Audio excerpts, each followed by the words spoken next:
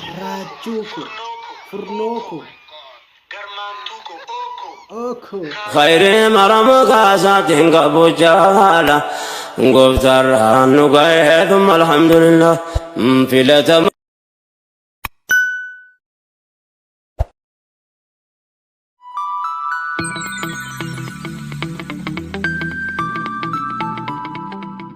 Assalamualaikum warahmatullahi wabarakatuh. Shemar kafuune jirtu baga jiraatanii bakka yoo wana geessan guyyaadhaa bashannana ajaa'iba isaa yookaan reaaktii bareedaa isaa isin gochuudha qophaa'eetii dhufe. Raachuu Tiriidaan. Haaraa taatanii jettan sabiskiraayibii godhaa. Warroonni immoo duraan jirtan immoo laayikii jechuun komentii gochuudhaan wal biraan gagaan dhaamsa keenya. Egaa guyyaadhaa tiriidantii keessan raachuu. Egaa raachuunii fi makkiini waa wal dhabannatti fakkaata. Tiriidantii beekamaa. Waaw! Yoo tokko isiniif asitti galcha ni dhaggeeffattan. Maaliif akka duraa miti jaalalli jira qilleensi galee jira jechuudha. Raajuu tiriidantii keessan bira dhaabbadhaa. Maalidha? Ani makaraa galee daqiiqaa tokkoyyuu ture. Maaki. Maalidha? Ani makaraa beekaan inni raanfachaa jira natti hin kakaasiidha. Waan hin taane. Foonaa dhaqu. Nama maakii naan jedhu biloon godha baay'isee har'a. Kun wal gaggalaafata taati. Biloon godha nama maakii naan. Bashannansiisaa Oko. Egaa namni mana maakii yeroo dhaqee galee jedhee mana raachuu yeroo inni dhaqanii mana banatanii jedhan raachuudhaan maal jedhama maakii mirri maakii maalirra geessee ta'e jechuudha namni keenya waan akkasii jaallata achirratti wal ga'ee cinqaa jira. Mana maakiin inni marattee jette isiin illee akkuma kana aartee jirti. Kanaaf waan ajaa'ibaati. Yeroo namni maqaa jaalalaatti waamu yeroo inni liivii galee jedhu akkamitti waamu.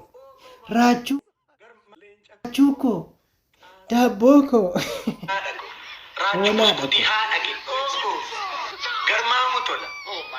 Garmaamu tola. Makiinaa koo Raachuu siin jaalladha gobazii koo bagana jaallatte sa'aadaa koo bagana raachuu Oromoo Garmaamu tola. Raachuu koo furnoo koo garmaamtuu koo oko kaarotii koo maammee koo leenca koo oko. xaasaa koo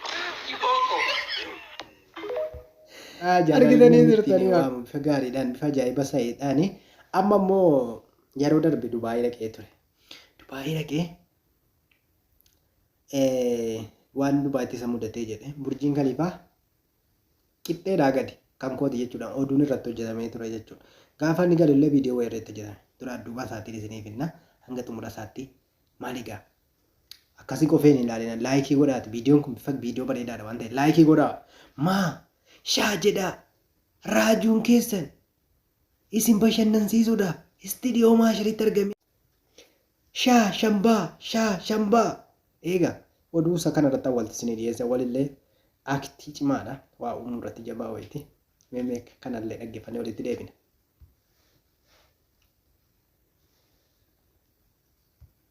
Ashama akka mooltan dhaggeeffattoota keenya oduu yeroo kanaaf isiniif qabnu keessa qabsaan gameessii kolfaa Yuunaayitid Arab Imireet galuunsaa dhagahame. Egaa gootichi qabsaan kolfaa kun bara jiru isaa keessatti rakkina beelaa boonaa gannaa osoo hin jedhin ilmaan namaa kolfa dhabanii akka rakkanneef qabsaa kan ture ta'u qabsoo isaa kanaan magaalaa Finfinnee fi naannoo Oromiyaa tokko to'annoo isaa jala oolcheetiin jira.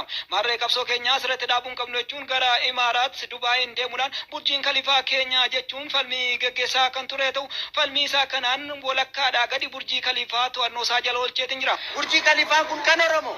Walakkaadhaa olimmoo osoo booji'uuf qabsaa jiranii muuzii lamaa fi burtukaana afur karaarraa arguudhaan nyaatatu qabsoo dursaa jechuun nyaatatti godhanee kan jiran yoo ta'u.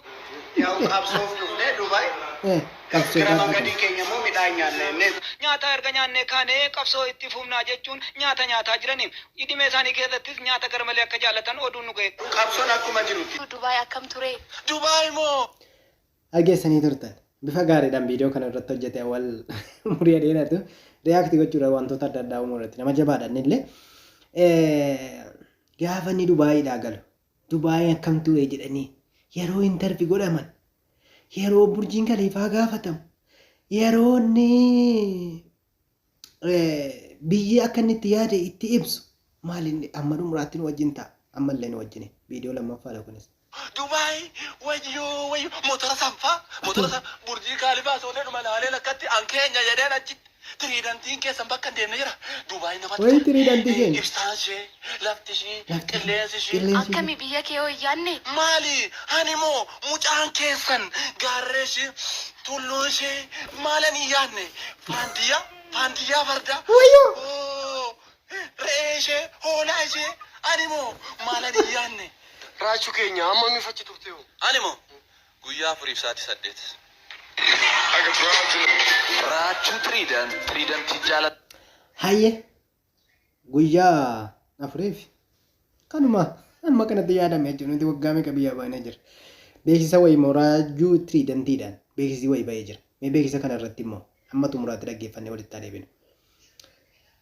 Kamaa fi beekamaa ta'e Tiriidantii biyya Amboorraa ka'ee addunyaa to'ate Tiriidantii jaalatamaa bakka girriitti dhabamne Raachuu Tiriidantii. Raajuu Tiriidantii.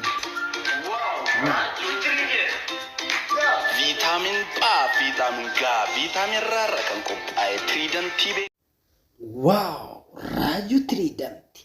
Biyya Amboorraa ka'ee addunyaa wareere. Tokkokkii of hirka galfate. Maal godhe dheengadda Finfinnee taa'ee gurbaan kun Oromoo jedhe boolee teenyee jedhe sambuusaa nyaannaa jedhee viidiyoo waraabe. Sambuusaa nyaannaa jedhee yeroo inni viidiyoo waraabee jedhu maaliin isinitti malee yeroo mucaan tokko dhaqi ilaali jedhamee ergame yeroo inni dhaqee irraan bahee jedhu qilqilii kana muranne akka kanatti nu gowwoomse mee viidiyoo kanallee dhagge. Kaleessa maal ta'e seetani?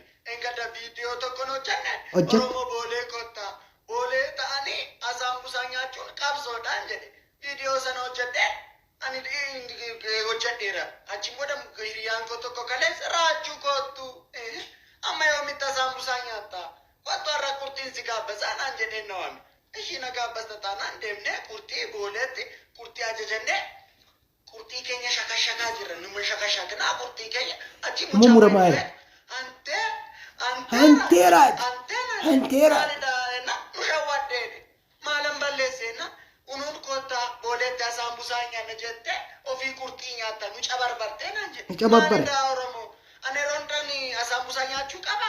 Yoo namni na gaabbase yeroondani asaambusaa nyaachuu qaba. Nyaachuun qaba. Gaafa namni naafeeru qurxii sina. Isoblinaan hin jedhinaa malee raachuu Hayyeega akkuma beekamu booleetti kottaa nuun jedhe sambuusaa nyaannaa nuun jedhe an sambuusaa hin jaalladha iyyuu tun argee jedhe garuu inni qilqilii kana mura maaliif qilqilii nyaannee qabsoo goona yoo jedheen waa akkasitti nu shawwade raajuun keessa hamma immoo viidiyoo kan biraa kan ajaa'ibas ta'e jedhe sinii fida sirratti. Tasfaayi kan inni boolee ooluu qabsoo fotoon taane chiikii booleef jedheeti. Qabsoodhaan nuun jedhe soba jedha isaa kana qabsoodhaaf boolee jiraa jennee yeroo nuti abdannu kana keessatti chiikiidhaa fi yeroo jara jedhan mee maaltu namatti dhagaa isaa dhufee immoo soba jedheera. Hayyee ammas jabboon immoo viidiyoo irratti hojjetee ture mee ilaalla. Warri maqaa koo balleessitan kaleessa maaltu ta'e kaleessa uudii darbe sheekanii mangistirraa gubboo fudhatte jedhan sana soba warri maqaa koo balleessitan. Tole raachuu mee jaalala asaan sayidagee raachuu ati Oromoo miti nafxanyaa haadha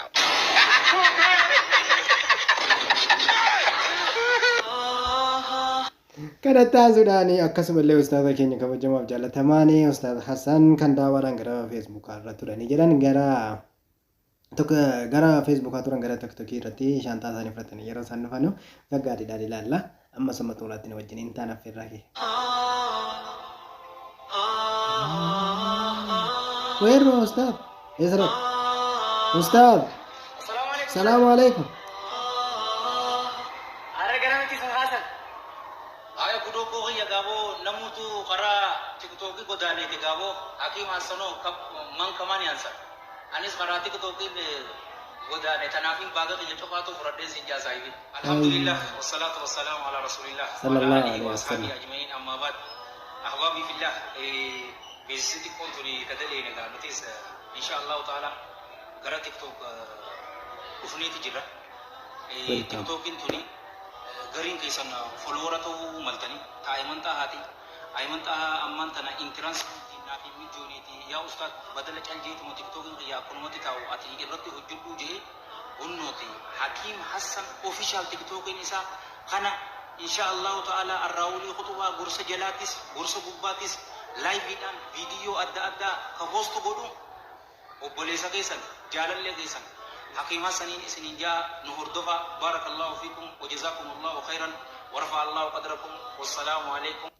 وعليكم السلام ورحمة الله وبركاته. بقنا قاعد نفتني قرأ توك توكي نوي جرا نما باية تجرا تركم أجرا. وروني نوجنين ترتن أم باماتي بفقاري دان الدوغلا توما. فيديو توك تسني دبا فيديو بريد توك تسني دبا لا. فيديو خنا كيزاتي.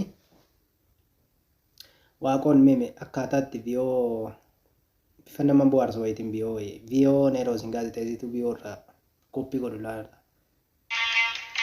egaa dhaggeeffattoota keenya aanaa goosuu qolqaandiitti haleellaa raawwatame namoonni hedduun miidhamuu isaanii oduudhaan gabaasuun keenya ni yaadatama. Naannoo sanatti bilbilee jiraataa naannoo sanarraa adda baafachuuf yaalleerraa gara sanaatti isin dabarsa. Hello Obbo Biraanuu. Hello. Haleellaan tibba darbe raawwatame akkam ture mee? Ani naannoo sanan ture haleellaa hammaataa ture ija kootiin nan argean. Maal hojjettu isin naannaa sanaati? Hiriyoota koo wajjin dhaabbannee haasa'aa turre yeroo sana. Obbo Biraanuu hiriyoota keessanii wajjin maal haasa'aa turtanii? Waa'ee jireenyaa haasa'aa turre. Maali jireenyi Obbo Biraanuu? Jireenyuma kan isa itti jirru yoo jireenya ta'eef. Haleellaan kun yeroo raawwatamu.